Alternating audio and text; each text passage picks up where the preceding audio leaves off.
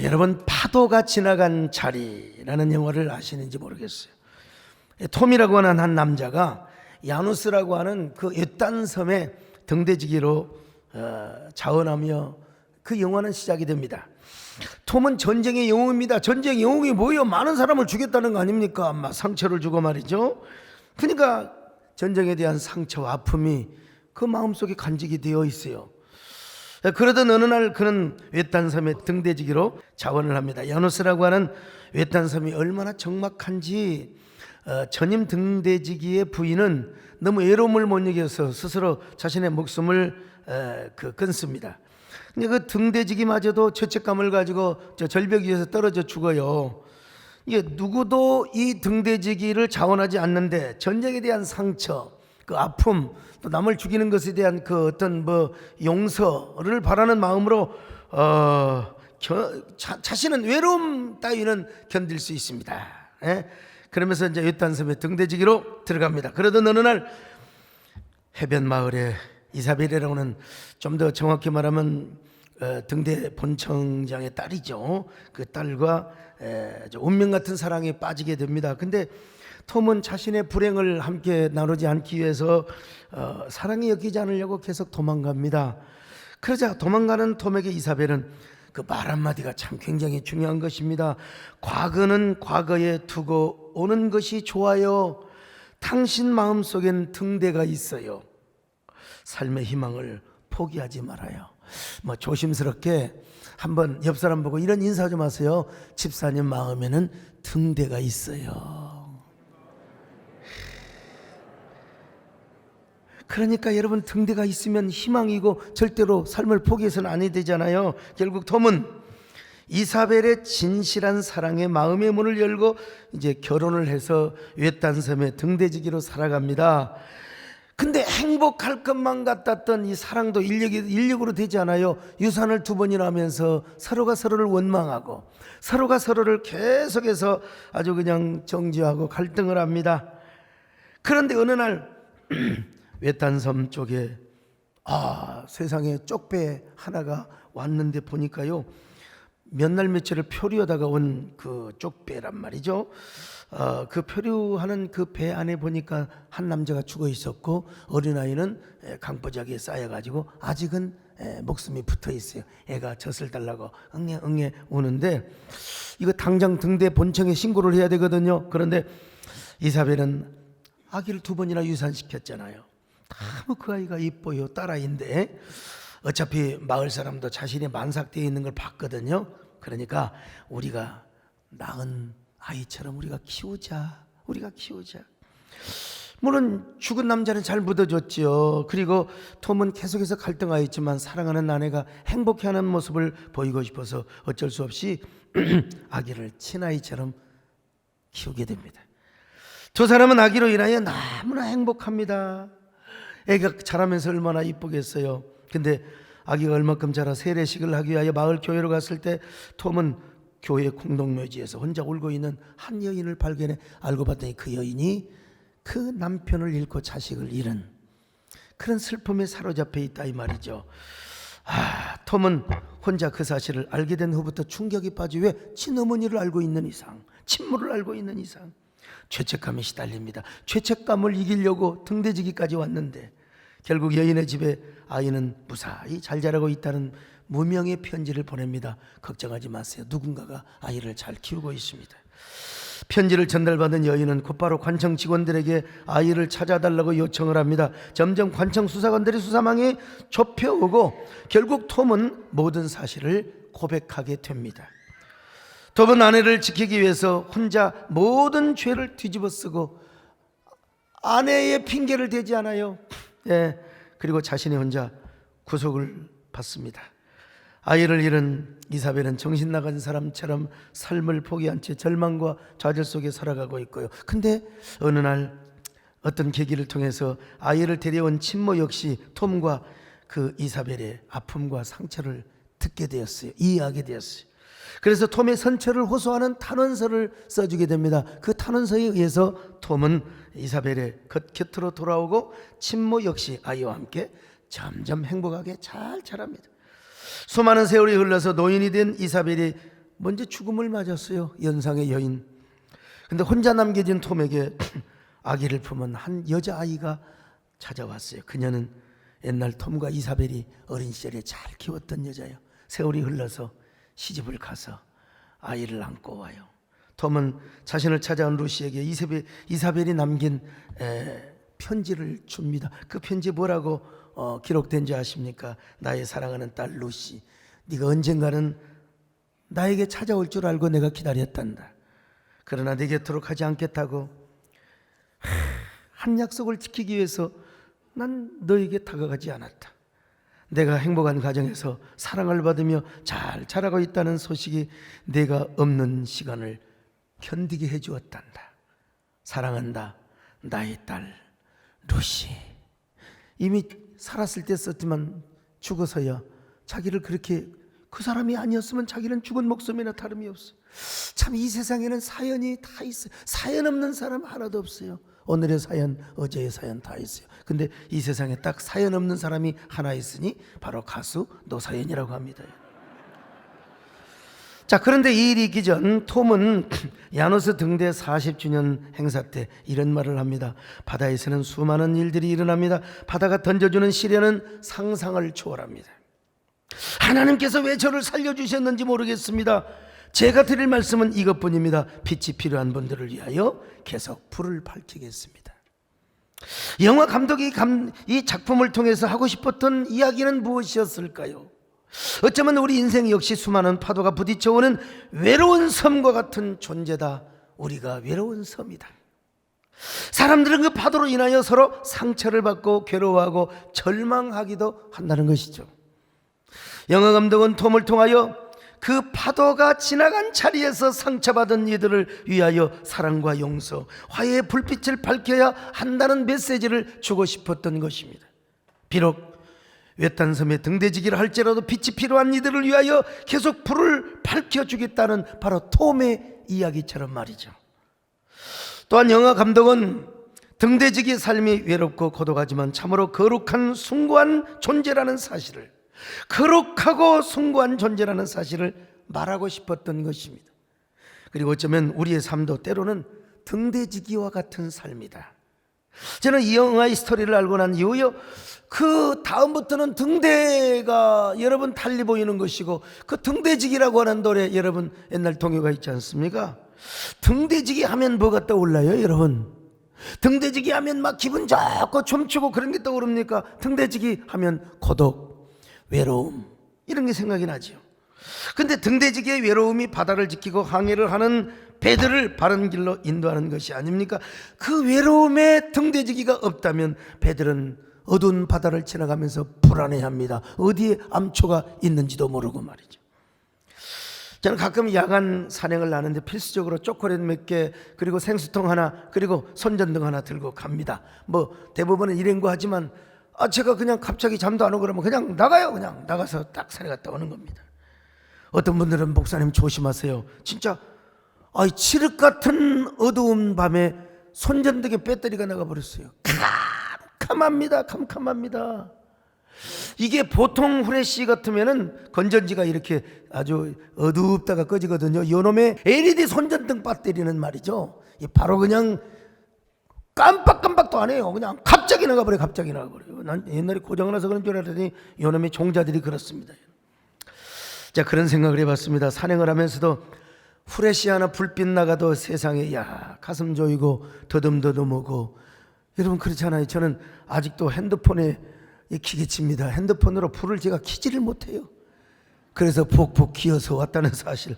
핸드폰을 여러분 껐다가 켰다가 좀 낭떠러지 껐다가 켰다가 그 불빛으로 왔어요. 그 불빛. 참, 제가 이렇게 기계칩니다.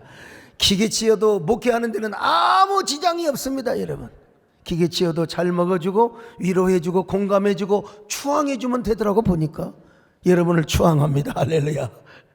자, 여러분 그런데 이 손전등 하나 없어도 정말 불안하고 두렵고 그러는데, 모든 배들이 말이죠, 그 등대는 뭐냐? 생명줄입니다. 생명줄. 그리고 목숨줄입니다.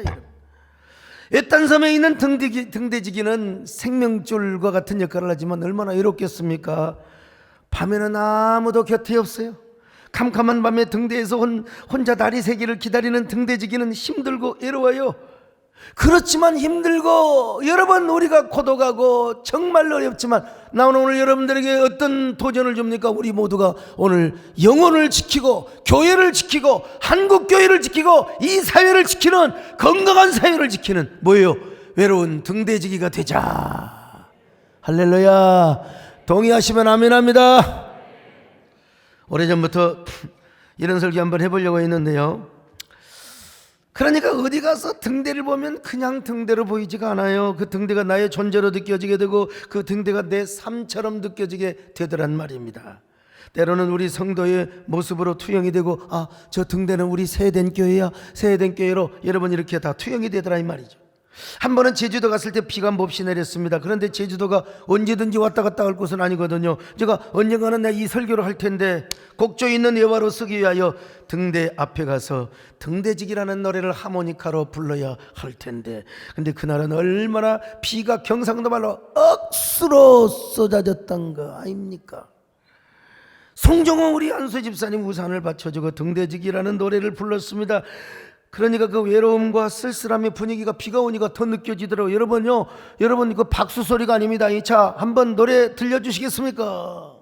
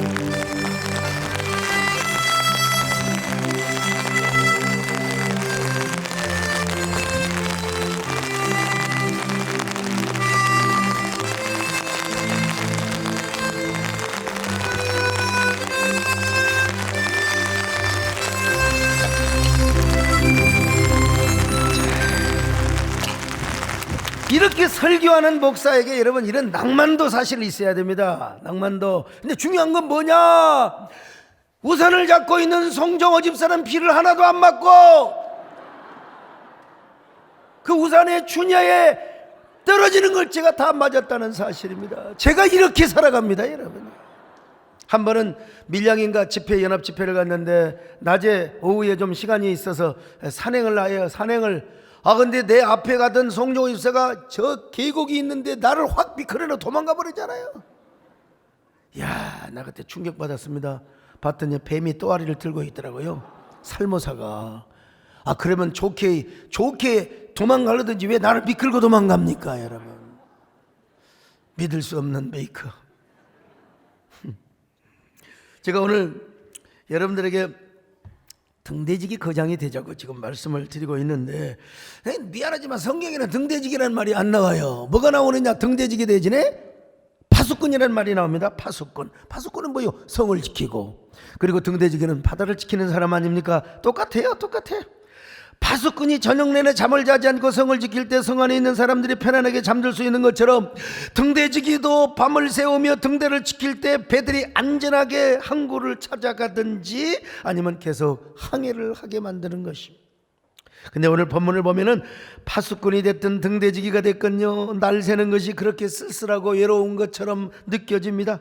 그래서 오늘 본문에 보니까요, 아침을 기다리는 파수꾼의 애타는 마음을 잘 표현해 놓고 있어요. 시편 130편 6절 읽어보시겠습니까? 파수꾼이 아침을 기다림보다 내 영혼이 주를 더 기다리나니 참으로 파수꾼이 아침을 기다림보다 더하도다. 모두가 잠든 밤 샬롬 나잇을 사람들에게 선물하기 위하여 파수꾼은 혼자 밤을 새웁니다. 날새기를 기다리면서 성을 지킵니다.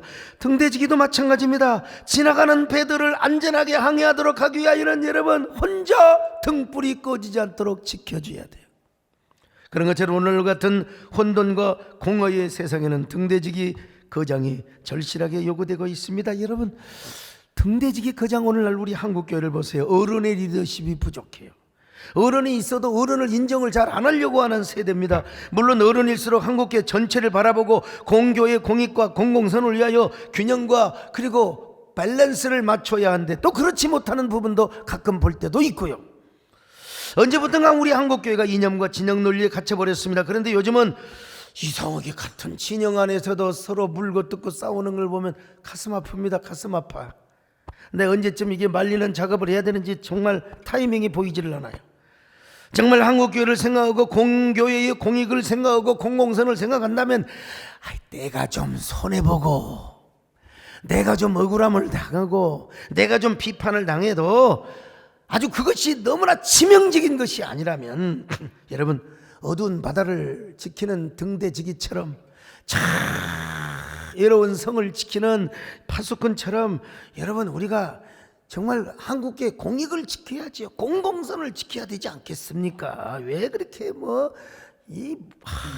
어떤 정말 우리 교회 안에서도 보면 어떤 사람은 성질 급한 사람은 조금만 오해당해도 목사님 내가 명예훼손으로 고발할 거예요.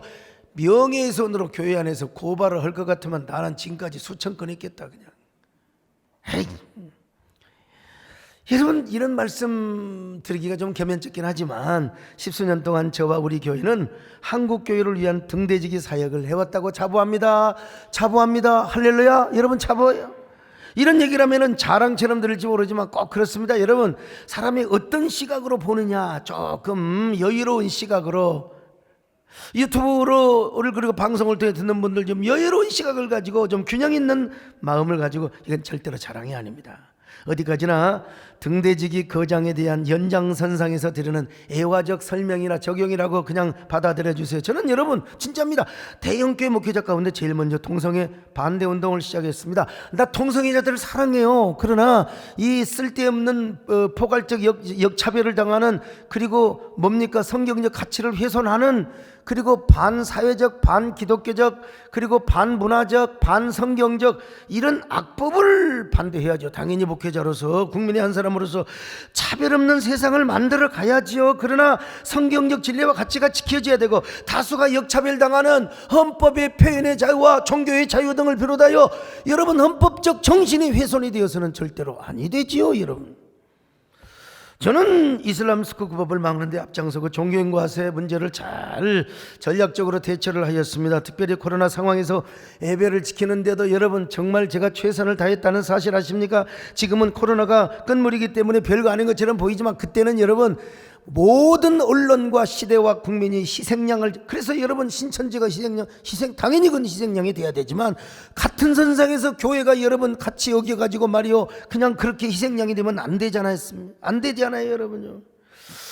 그래서 그때는 희생양을 찾고 있는 때에 만약에 우리 한국교회가 일방향 예배를 드리고 막 숨어서 집회하고 말이요, 그러다가 언론에 그냥 또 까이고 말이요, 그렇게 나갔다면 여러분, 그래가지고 막 집단 확진자들이 막 교회에서 그냥 수십 명 수백 명이 나오고 그러면 그걸 어떻게 감당합니까? 요즘은 이미지와 브랜드 시대입니다. 이미지, 브랜드, 감성 시대.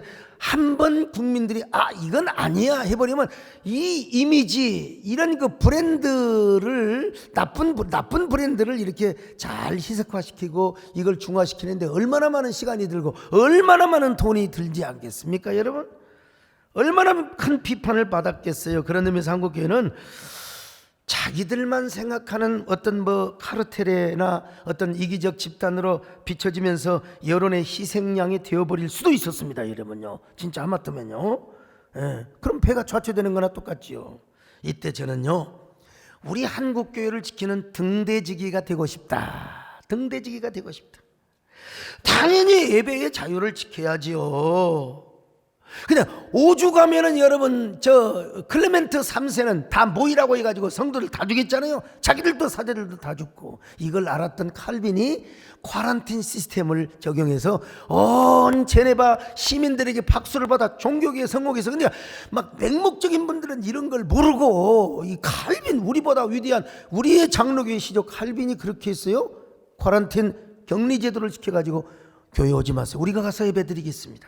난 이걸 미리 알았거든요. 예. 근데 그러니까 언론과 국민들이 공감하고 낙득할 만한 수준과 차원에서 사랑하고 섬기는 교회 이미지를 여러분, 그때가 우리 한국교회를 잘 이미지 아주 브랜드화 할 수 있는 절호의 찬스였습니다. 정말로 허들링 처치요, 이런 것 정말로 보여줄 수 있는 절호의 찬스였습니다. 근데 어른도 없고 어른 말도 안 듣고 교회가 예배의 자유를 지키면서 그리고 예배의 그 숭고한 가치를 지키면서 여러분 동시에 이웃을 사랑하고 이웃의 주민들의 건강을 배려하고 국민 복원에 앞장서는 모습을, 예수님의 사랑을 실천하는 모습도 함께 보여야 돼요. 예배의 순결성도 지키지만 동시에 선교적인 이러한 전략도 구사할 수 있는 절호의 찬스였다 이 말이에요. 절호의 하나님 아버지가 주신 아빠 찬스였어요. 물론 정부가 지나치게 관제적이고 획일적이고 도식적인 방역 지침, 이건 영원히 비판받아야 됩니다.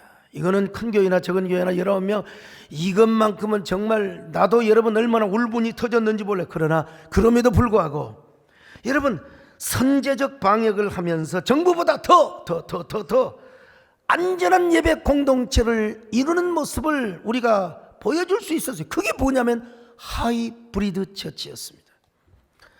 대면과 비대면이 마주하며 그러면서 예배를 지키고 예배를 사수하는. 그랬을 때 여러분 교회 내부로부터, 저는 워낙 앞서 나가니까 교회 내부로부터 여러분 일방향 예배를 막 고집하는 분들로부터 얼마나 많은 비난의 화살을 받았는지 몰라요. 그러나 저는 한 번도 대응을 해본 적이 없습니다. 왜? 나라고 할 말이 없겠습니까? 나라고 유튜브 못하겠습니까? 내가 하면 제일 잘하지요. 안 했습니다 여러분. 왜냐하면 제가 그 비난을 감수하면서도 제가 가야 할 길을 가야 했기 때문에 그랬습니다. 그리고 여러분 정부와 싸울 때도요 깽깽 소리만 낸다고 논리와 전략과 이론을 가지고 싸우는 겁니다 여러분. 그래서 싸우다가 딱 타이밍을 맞아가지고 협상 테이블을 만들어서 뭔가를 가져오고 뭔가를 얻어내는 것이 여러분 진짜 등대직이고, 그리고 저는 파수꾼이라고 생각해요. 막 그냥 반대운동 그냥 뭐라 할까 그냥 이런 것도 필요하죠. 그 필요하니까 그런 분들 때문에 제가 일하기도 좋았다는 사실도 말씀을 드리긴 하지만, 근데 중요한 건 뭐냐, 일반 메이저 언론과 그리고 국민들이 소통하고 공감할 만한 그러한 우리가 행동을 하고 전략을 구사해야 돼요. 여러분 제가요 그렇게 함으로써 일반 언론과 여러 그 지상파 방송을 비롯해서 여러분 긍정적 기사들이, 제가 총회장이 되면서 그리고 제가 한교총 대표회장이 되면서 긍정적 기사들이 많이 나왔다는 사실, 그리고 여러분 한국교회를 하마터면 희생양처럼 볼 뻔했는데 그래도 한국교회 좋은 기사들이 많이 나왔다는 겁니다 여러분. 특별히 중요한 것은 교회에서 2명 3명만 나와도 맨날 교회발. 제가 총회장이 되고 제가 한교총 대표회장이 하면서 교회발이란 말은 다 없어졌습니다. 종교시설. 이거 여러분 기억나죠? 종교시설. 이거 그냥 여러분 언론과 사이만 좋다고 가능하겠습니까? 타종교 지도자들을 만나서 다 합의를 봐가지고 우리 함께 종교시설로 갑시다. 여러분 저는 예배의 자유를 목숨을 걸고 지켜야 합니다. 그럼에도 불구하고 예배의 본질을 지키면서도 정말 선교적 전략과 프레임을 짜는데 절호의 찬스였다. 그 찬스를 생각하지 못하면 우리밖에 생각을 못하는 거죠. 그러면서 저는 새로운 길을 열었습니다. 저는 우리 한국교회에서 최초로, 아니 세계교회에서 최초로 메디컬 처치요. 근데 무슨 얘기 좀 할까요? 우리 메디컬 처치를 세계 최초로 했는데 지난번에 여의도 순복기를 가니까 메디컬 처치 멤버들이 왜 이렇게 많은지요. 그 영상 좀 보여줘 보세요. 봐요. 더 있잖아요. 근데 저분들이 우리 교회 메디컬 처치인 줄 알았더니 보니까 안내팀들이야, 저분들은. 예. 그래가지고 빵 터지더만 산부협회는 별로 빵도 안 단처럼. 자, 대한민국 최초로 화상점 시스템을 도입하였습니다. 선한 소통 상품권을 쫙 기획하여 이웃 주민들을 우리 시장님 같이 다니면서 물건도 사주고, 백군기 시장님 말이죠. 예. 여러분, 그러면서도 저는 주일날 7번씩 예배를 인도했다. 7번 해봐요. 막 심장이 쪼여듭니다. 그냥 정말 나는 아무것도 아닌 것처럼 하지만 나는 막 심장이 쪼여지고 막 관상 동맥이 막 좁아지는 느낌을. 여러분, 그렇지만 누군가의 희생과 누군가의 고독함과 누군가의 헌신으로 인해서 여러분, 우리 교회가 영적 역설적 부족 공동체를 이루며 정말 위대한 예수 그리스도를 향하여, 예수 그리스도를 중심으로 하여 뭉쳐지는 아주 응결된 생명 공동체가 이루어지더라, 이 말이에요. 여러분, 그런 가운데 제가 얼마나 힘들었겠어요.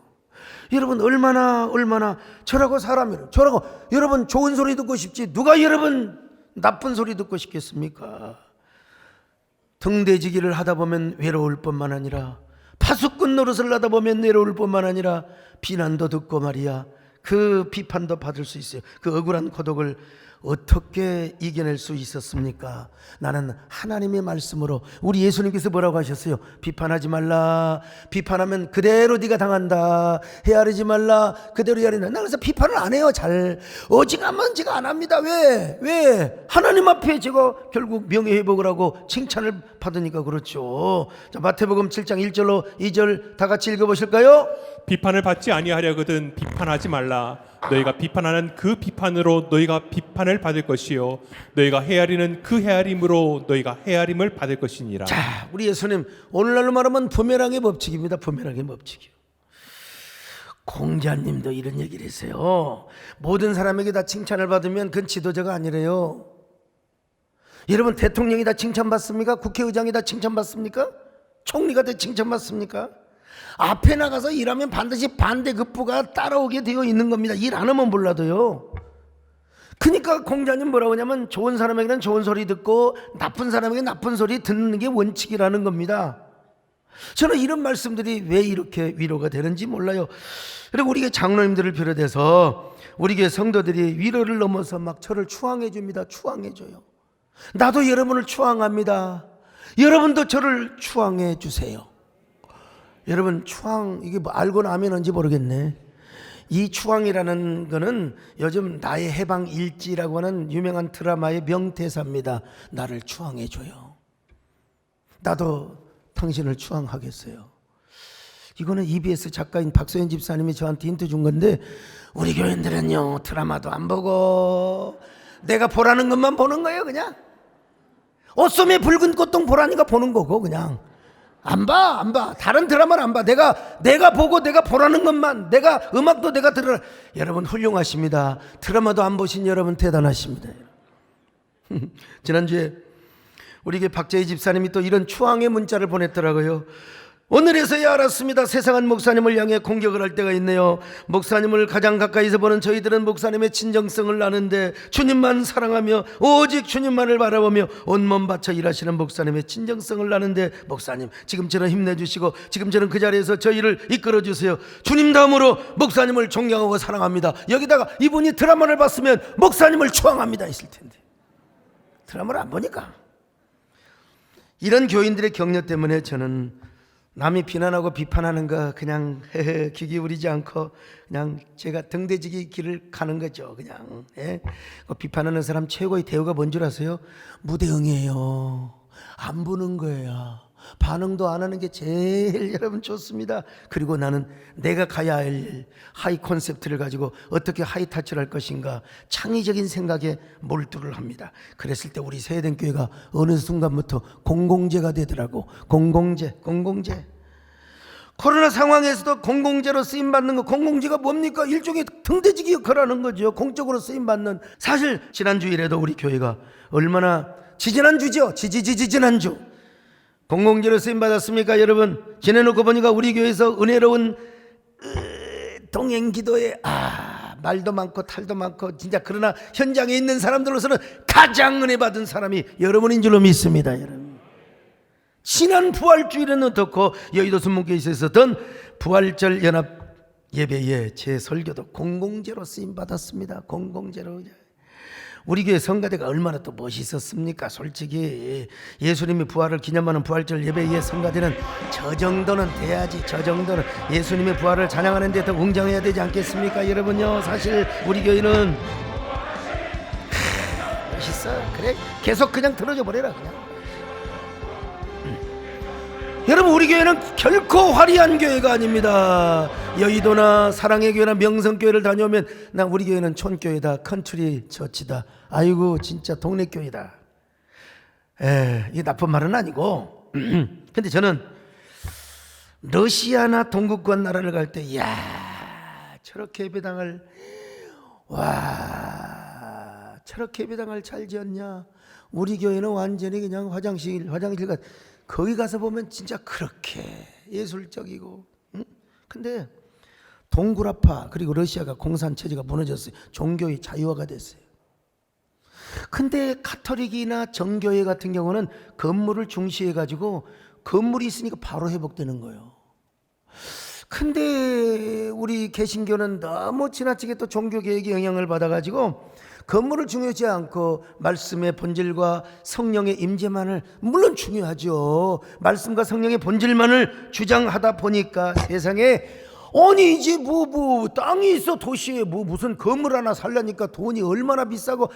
동구유라파의 선교사들의 얘기를 들어보면 우리의 믿음의 선조들이 잘못했다는 거예요. 여러분, 이스라엘의 성지순례를 가보면은 예수님이 탄생하는 베들레헴 교회라든지 그다음에 정원교회, 무덤교회, 예수님이 죽으셨던 요런 데 가면 얼마나 그냥 화려하게 건물을 지어놨는지 몰라요. 많은 사람들이 그러죠. 예수님 부활해서 다 천국 가버렸는데 무슨 그렇게 건물을 화려하게 지어놨느냐고 비판 받아들입니다, 여러분.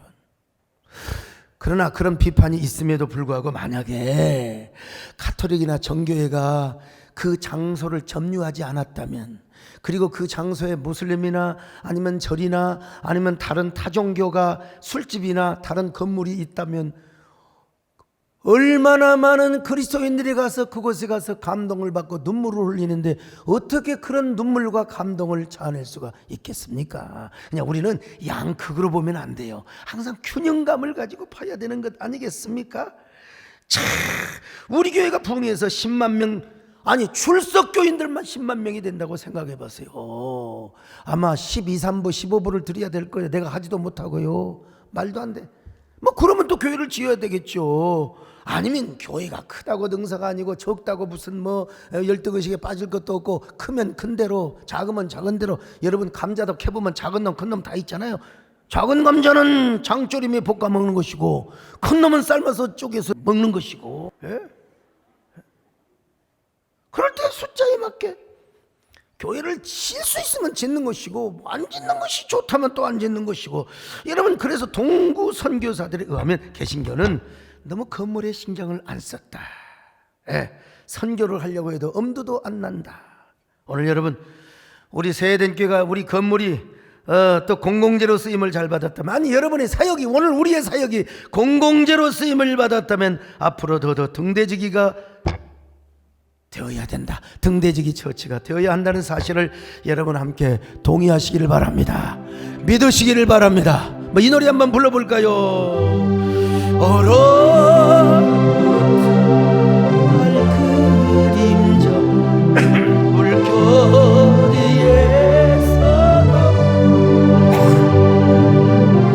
겨울에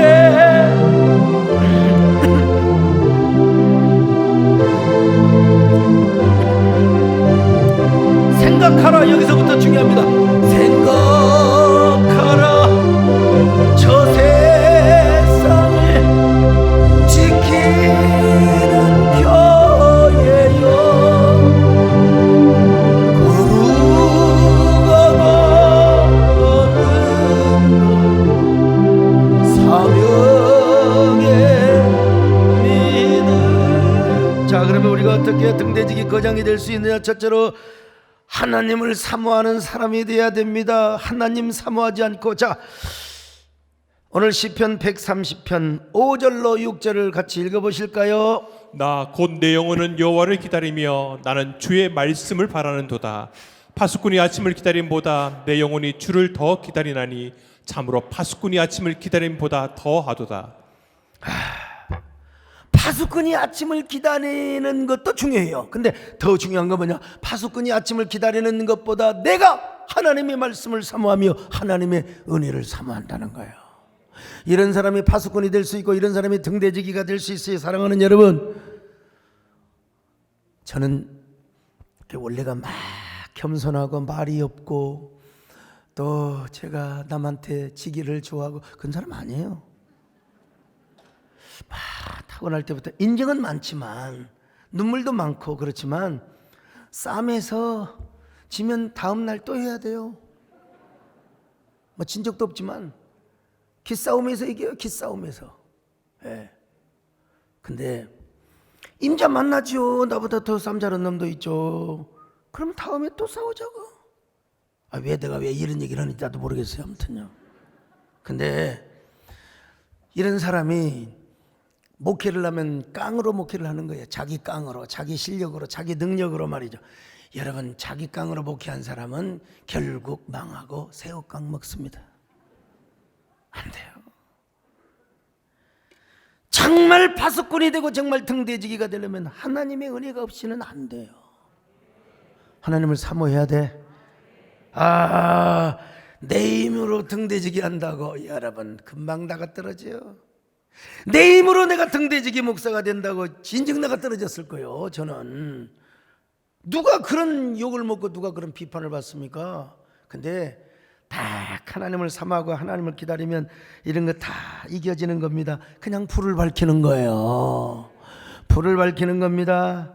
하나님의 은혜와 생명 없이 어떻게 그런 일을 할 수 있어요? 여러분도 하나님의 은혜 없이 일한다고 시험 들어요. 시험 들어. 결국은 내가 헌금하는 것만큼 알아주고 내가 봉사하는 것만 알아주고 그 뒤 틀리면 또 교회 안 나오는 것이고 말이죠. 여러분, 그러니까 우리가 뭐 해야 돼요? 하나님의 은혜를 사모해야 됩니다.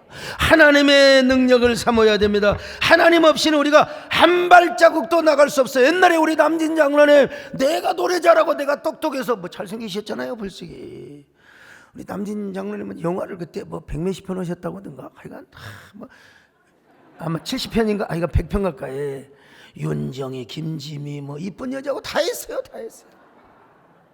하여간 뭔 그렇게 복도 많으신지. 막 윤정희 같이 노래도 부르시더만 참 보니까 남진 씨. 근데 저런 남진 장로는 한 시대를 그야말로요, 한 시대를 가장 한 시대를 그냥 뭐라고 해야 돼요? 그냥 음악으로 온 세상을 덮어버린 남진 장로님도 지금이야 깨달아요. 옛날에는 내가 잘나고 내가 춤을 잘 추고 내가 막 그냥 막 디스코 잘 쳐서 한 줄 알았는데 지금 뭐냐? 목소리도 하나님은 노래도 하나님은 여러분 둥지라는 노래 할 때는 막 저 빈지 아리 하면서 하잖아요. 허리가 여러분 저 연세 허리가 참. 근데 지금은 하나님의 은혜를 사모해요. 할렐루야.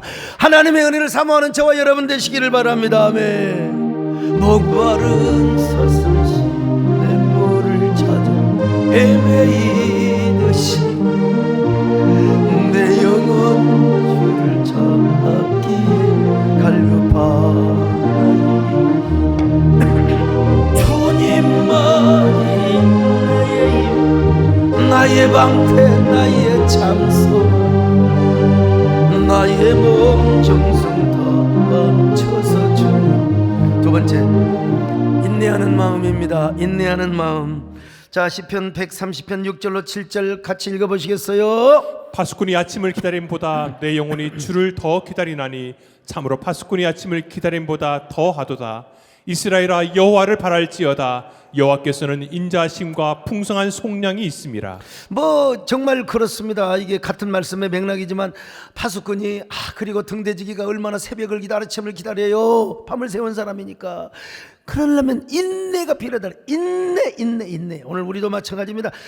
우리도 파수꾼이 되고 등대지기 거장이 되기 위해서는 인내해야 됩니다. 참아야 합니다. 저를 보세요. 실제로 우리 배장로님 누가 교회에서 막 씹어요. 우리 배장로님이 뭐 이렇고 저렇고 그러면 교회 나오고 싶겠어요? 그래도 나오셔야지. 저를 보고 나오셔야지. 아이 여러분, 제가 열심히 한국교회를 하나는데 생각이 다르다고 막 그냥 감자 먹으라고 막 그냥 핀잔 주고 그러면 이럴 의욕이 생겨 안 생겨요? 그래도 인내해야 돼. 인내를 해야 됩니다. 인내. 애들도 자라가지고 그러잖아요. 인내.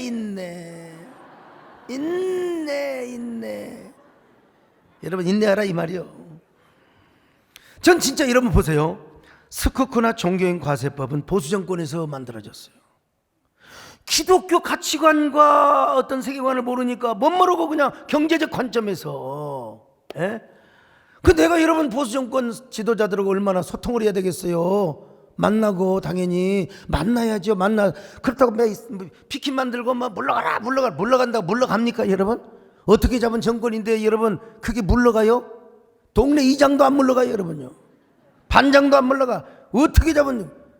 만나서 설득하고 이야기하고 설명해주면 이게 다 돼요.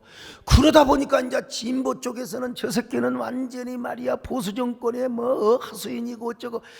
여러분 봉황의 깊은 뜻을 좀 알아주세요. 추앙은 못할 막정. 추앙하면 더 좋고. 근데 이제 여러분요, 이게 또 진보 정권이 잡았다. 진보 정권은 또 아이고야, 이게 자기들의 어떤 이념적 신념을 가지고 반기독교 악법을 만들려고 하는 거예요. 차별금지법도 마찬가지요. 난 여러분 차별금지법 자체를 제가 뭐 이렇게 부인하는 게 아니라 차별 없는 세상에 돼야죠. 근데 왜 성경적 가치와 진리를 훼손하고 그리고 수많은 사람들이 다수의 역차별을 당하는 반헌법적, 반기독교, 반성적, 반사회적 이런 법을 만들려고 하느냐. 이거는 당연히 또 여러분요, 물러가라도 중요하지만 어떻게 잡은 정권인데 물러가냐던데 정권이 서슬퍼리 하는데 물러가겠습니까 여러분? 만나서 이야기하고 설명을 하고. 이게 어디서 나왔느냐? 네오막시즘 문화 막시즘의 산물인데 아무것도 모르고 의원님은 이렇게 지금 그냥 박수를 치는 겁니다. 설명을 하니까 알아먹어요. 이해가 되는 거예요 여러분. 예배도 여러분요 다 그냥 막 물러간다고 여러분 총리가 물러가고 의장이 물러가고 대통령이 물러갑니까? 바위에다가 계란치기요. 이럴 때는 여러분 또 잘 만나서 설득을 하고 설명을 해요. 왜 이렇게 교회가 이 방역을 잘 지키면서 예배가 필요한지, 종교의 자유가 얼마나 숭고하고 예배의 존엄성이 얼마나 가치가 있는지 쫙 하면서 이렇게 애국 같은 이렇게 설명을 하면 방역 당국의 직원들도 그리고 해당자들이 교회에 대해서 이 일을 누가 시키냐 이 말이요. 등대지기가 시키는 거지. 등대지기가 참. 그러니까 싸워야 할 때는 확실하게 싸우지만, 그러나 한국교회를 지키고 살아남기 위해서는 이런 소통의 리더십도 필요하다 이 말입니다. 그러니까 또 이제 보수 쪽에서는 서강석이 완전히 또 변절자다, 좌파. 여러분 성경은요 좌로도 치우치지 말고 우로도 치우치지 말라고 그랬어요. 무슨 이념의 노예가 되는 겁니까? 빌리그램 보세요. 빌리그램은 좌로나 우로나 치우치지 않고 미국의 10대 인물이 되어서 여러분 뭐 선거 때만 되면 맨날 정파에 끌려갖고 그냥 무슨 정당에 무슨 목회자가 존심이 있어야죠. 존심이 있어야 되지 않습니까? 다들 사랑하고 우리가 격려하지만 너무 이념에 끌려가가지고 목사들이 말이요 그냥 그러면 안 돼요. 빌리그램을 보세요. 야당이 집권을 하든 여당이 집권을 하든 항상 빌리그램 목사는 바로 대통령 취임에 이노그레이션에 가서 딱 성경에 손을 얹고 대통령을 축복하느냐. 나도 빌리그램 같은 사람이 되고 싶은데 아직은 때가 아닌 것 같아요. 그런데 우리 진교련 박사님이 미국의 그 상하의원들한테 저를 소개하는데 그분이 뭐라고 말합니까? 여러분 진교련 박사님 아시죠? 서 목사님 하신 분. 이분은 한국의 빌리그램이라고 저를 소개해서 아하, 제가 그랬죠. 앞으로 다시 만나면 우리 진 박사님 추앙합니다 하려고. 여러분, 저는 한국교회를 세우고 지키는 데만 저는 관심을 갖습니다. 오로지 성경 목사가 진리를 외치고, 목사가 가치를 외치고, 목사가 성경적인 세계관과 가치관을 가지고 이걸 외쳐야지 말이야. 이리 끼웃 저리 끼웃 얼마나 사람이 추하겠어요. 그러면서 도울 일은 돕고 또 나라를 축복하며 모든 사람을 만날 때마다 축복하는 이런 등대지기 거장이 되어야지. 할렐루야. 자, 그 다음에 마지막으로 이제 다음 세대를 키우고 지켜야 됩니다. 내 하나 빠졌는데 진짜 같은 진영에 있는 사람들끼리 서로 싸우고 막 개싸움하는 걸 보면 진짜 마음이 아파요. 내가 언제나 지금 나서야 할지. 자, 다음 세대를 키우고 지켜야 된다. 오늘은 어린이 주일입니다. 우리 한국교회가 가장 희망이 있던 때가 언제입니까? 주일학교가 부흥하던 때입니다. 주일학교. 교회 어린아이들이 바글바글하던 그때가 주일학교 전성기요. 근데 우리 교회도 지금요, 어디서부터 무너지고 있냐면 영아부부터 무너지고 있습니다. 애를 안 낳으니까 지금 이게 뭐야? 젊은 여자들이 뭐 해야 됩니까? 애를 낳아야 돼요. 목사님 나이가 먹었다고 내가 물어봤어요. 우리 이재훈 강사님한테 50대도 애 낳을 수 있어요? 그랬더니 낳을 수 있다고 하더라고요. 50대 우리 이재훈 강사님 병원에 가서 다 여성 호르몬제 맞고 50 중반 안에는 낳을 수 있대요. 맘만 먹으면요. 봐봐요. 저봐 다 낳을 수 있어요. 자, 그래서 애를 낳아야 됩니다. 애를 부디 부탁합니다. 아니, 여러분 믿음으로 뭘 못합니까? 사라는 90세에 낳았잖아요. 우리 아브라함의 믿음을 가지면 100세에도 낳을 수 있습니다. 박순애 전사님. 제가 오늘 1, 2부 때 3%를 냈습니다. 제가 애 한 명씩 낳은 사람 50대가 애 낳으면 500만 원 준다고 그랬어요. 쌍둥이면 1000만 원입니다, 여러분. 오늘 저녁부터 도전해보세요. 남진 장로님 도전 안 됩니까? 우리 다산 출산 장려 운동 때 조영기 목사님이 설교를 하고 제가 그때 사의를 받는데 조 목사님도 내가 그래서 조 목사님도 하나 놔십시오 그랬더니 사모님이 돌아가시기 전에 분위기를 맞춰줘야지. 그러고 돌아가셨어요. 여러분, 우리는 애도 많이 낳고 주일학교를 부흥시켜서 여러분 교회 등대지기가 될 수 있기를 축원합니다. 진짜 밝은 아침을 기다리는 한국교회 전성기를 다시 한번 이루는 아름다운 파수꾼 등대지기대들이 다 될 수 있기를 주의 이름으로 축원합니다. 아멘. 저 멀리 배는 너의 시선 걸어간 것 아버지지 내 사는 집에 가고자 한 밤을 세웠네. 저 망망한 바다 이 몸이 상할지라도 오늘은 이건 내 가슴에 손을 얹고 할렐루야 주님 우리 모두가 등대지기가 되게 하여 주옵소서. 등대지기 거장이 되게 하여 주옵소서. 1분 동안 여러분 하나님 앞에 고백하며 서원하시기를 바랍니다. 우리 세대된 교회가 등대지기 처치가 되게 하여 주옵소서. 주여 등대지기 교회가 되게 하여 주옵소서.